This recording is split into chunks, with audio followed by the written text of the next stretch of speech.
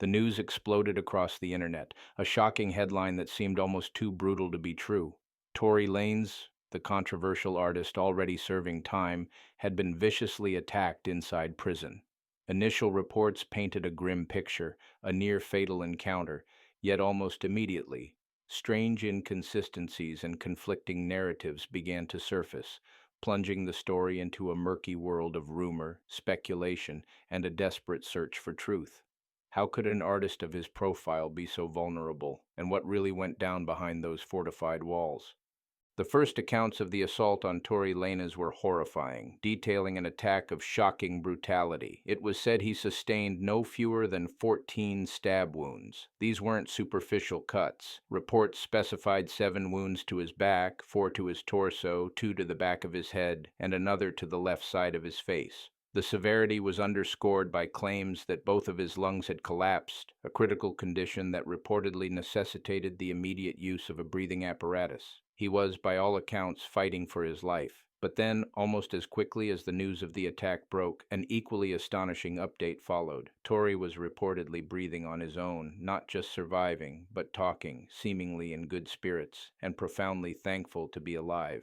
This rapid, almost miraculous turnaround from the brink of death to coherent communication within hours left many stunned and deeply skeptical. Such a swift recovery from injuries described as life-threatening immediately ignited questions. Was the initial damage report exaggerated, or was his recovery truly that extraordinary? The discrepancy itself became the first layer of the unfolding mystery. As the dust from the initial shock began to settle, whispers from the inside started to leak out, painting a more complex and targeted picture.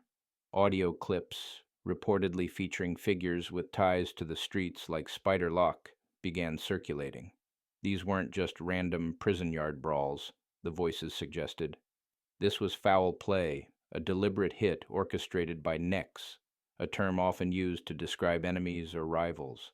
The narrative quickly shifted from a random act of violence to a calculated assault. It was claimed that Tory might have been isolated, found by himself, making him an easier target for those with ill intent. Furthermore, these early insider accounts hinted at a grim promise of future conflict, with phrases like, "We going to respond the right way," suggesting that retribution was not just possible, but expected. This development added a chilling dimension to the story, implying that whatever happened to Tory Lanez was part of a larger, ongoing power struggle within the prison's shadowy ecosystem, and the violence might not end with him. The question then became, who were these necks, and what was their motive? The medical details surrounding Tory Lanez's reported condition and recovery quickly became a focal point of intense debate and disbelief. The claim that he was speaking coherently shortly after suffering 2 collapsed lungs struck many as medically improbable. Basic medical understanding, easily verifiable, suggests that bilateral pneumothorax, both lungs collapsing, severely impairs the ability to inhale and exhale effectively. Generating the airflow necessary for speech under such conditions would be, as many sources state, very difficult, if not impossible. Individuals in such a state are typically in critical distress, struggling merely to breathe, let alone engage in conversation. While the ability to speak can return relatively quickly after a collapsed lung is treated and begins to re-expand, this process usually takes days, if not a couple of weeks, not mere hours, especially if both lungs are involved. The contrast between the reported severity of his injuries and his rapid vocal recovery was stark. It led to a crucial question. Were the initial reports about his lung condition entirely accurate?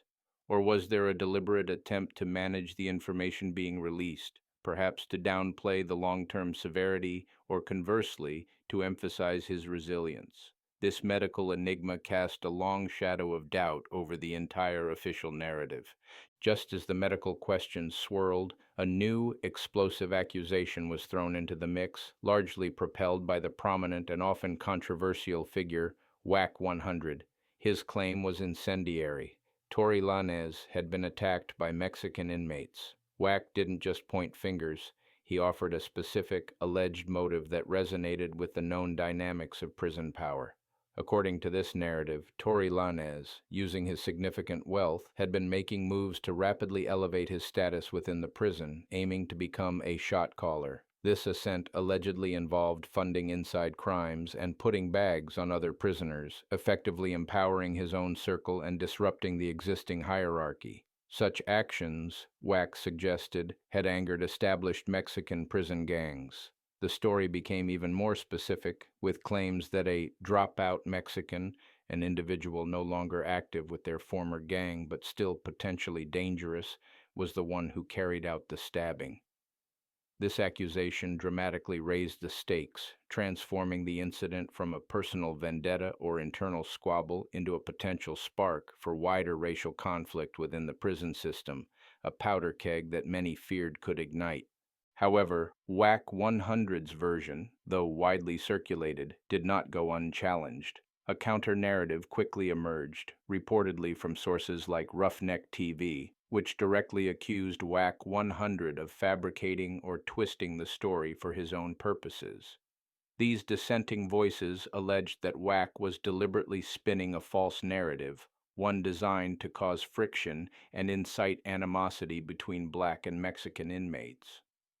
According to this alternative account, the attack on Tory Lanez was far more personal and less about broad prison politics or racial power plays. These sources, claiming to have information from individuals working within the prison system, such as nurses from Victorville, asserted that Tory was attacked by another individual who was, in fact, the same race as Tory himself. This presented a starkly different picture, not an intergang dispute with racial overtones, but a deeply personal conflict, the details of which remained hidden. This war of narratives outside the prison walls only added to the confusion, suggesting that the truth was being manipulated, and discerning fact from fiction was becoming increasingly difficult. Everyone, it seemed, had an angle. The conflicting claims, especially Wack 100's highly charged assertions, prompted many to look closer at the known realities of prison politics and standard operating procedures, leading to widespread skepticism. One of the main points of doubt was the prison's response. Seasoned observers and those familiar with the correctional system pointed out that an interracial stabbing, particularly one involving high-profile groups, almost invariably triggers an immediate facility-wide lockdown. Yet, initial reports about such a comprehensive lockdown at Tory's facility were not immediately forthcoming or clear, which seemed unusual if Wack's narrative of a Mexican-led attack was true. The ease with which individuals, including Wack himself, seemed to be communicating details via phone calls from inside also raised eyebrows. This led to a flurry of alternative theories attempting to explain what might have really happened. Some suggested it was an internal black-on-black conflict, stemming from unknown grievances or power plays within that specific demographic. A more outlandish theory even posited that Tory, desperate for a transfer to a different, perhaps safer facility, might have orchestrated or allowed a less severe incident to occur to force the prison administration's hand. The idea of extortion gone wrong was also floated, though figures like Wack 100 dismissed certain interracial extortion scenarios within the specific context of California prisons. What became clear was that Tory Lanez, regardless of his celebrity status, was navigating a treacherous environment where his past, his wealth, and even the nature of his conviction for shooting Megan Thee Stallion, a crime often viewed negatively within certain prison subcultures, could make him a target. The truth, many suspected, was buried deep within these complex and dangerous prison dynamics. Amidst the chaos of claims and counterclaims, more sensational conspiracy theories also began to take root, suggesting that powerful forces outside the prison walls might have orchestrated the attack. Names like Jay-Z and Rock Nation were whispered in some corners, implying that old industry beefs or shadowy agendas could extend their reach even into the secure confines of a state penitentiary. However, many familiar with the inner workings of criminal enterprises and prison realities quickly poured cold water on these dramatic speculations.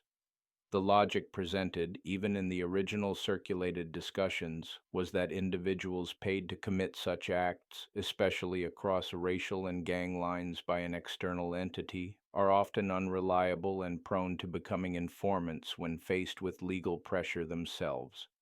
The Diddy situation, where a security guard was allegedly paid to suppress video evidence only for it to surface later, was cited as an example of how loyalty bought with money is often fleeting. The idea of a New York based music mogul successfully contracting a hit on a Canadian artist through a specific ethnic group within the notoriously territorial California prison system struck many as far fetched. While such theories provided grist for the rumor mill, they often overlooked the stark, brutal, and self contained nature of prison power structures, where internal politics and grievances usually dictate the flow of violence. Ultimately, the storm of reports, the medical impossibilities, and the warring narratives have left more questions than answers. Tory Lanez was undoubtedly attacked, the severity of which remains a point of contention, clouded by the almost fantastical claims of his immediate recovery. Whether it was the work of rival shot callers, a personal vendetta, an attempt to sow racial discord, or something else entirely, the definitive truth is buried beneath layers of speculation, misinformation, and the impenetrable code of silence that governs prison life. What this entire episode undeniably reveals is the volatile and dangerous world that exists behind bars, a place where power, reputation, and survival are currency, and where information itself becomes a weapon. The unsettling silence from official channels, beyond initial confirmations, only deepens the mystery. Was this a contained incident or a prelude to further conflict? And for Tory Lanez, the most pressing question remains: is he truly out of danger, or was this violent episode merely one chapter in a much longer and far more perilous story unfolding in the shadows?